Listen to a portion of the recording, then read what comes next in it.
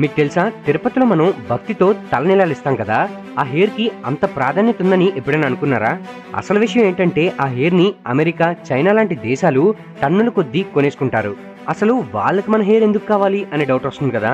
Simple గా వాళ్ళ hair తో విగ్స్ మరియు హెయిర్ ఎక్స్టెన్షన్స్ తయారు చేసుకుంటారు. కానీ ఇంకో ఆసక్తికరమైన పాయింట్ ఉంది. ఇప్పుడు చాలా మంది Indian girls foreign styles follow అవుతూ లూజ్ హెయిర్ తో తిరుగుతున్నారు. కానీ అదే లూజ్ హెయిర్ వల్ల చాలా మందికి హెయిర్ ఫాల్ పెరుగుతుంది.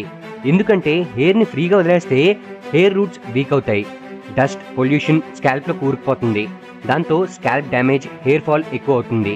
ఇక మన ఇండియన్ ఉమెన్ ట్రెడిషనల్ గా జడగా లేదా బన్ గా హెయిర్ ముడేసుకుంటారు కదా, దీనివల్ల హెయిర్ స్ట్రాంగ్ గా, హెల్దీగా ఉంటుంది. అందుకే ఫారినర్స్ మన ఇండియన్ ఉమెన్ హెయిర్ ని బెస్ట్ క్వాలిటీ హెయిర్ గా తీసుకుంటారు. అంటే మనం సాధారణంగా చేసేది వాళ్ళకి వాల్యుబుల్ గా మారిపోతుంది.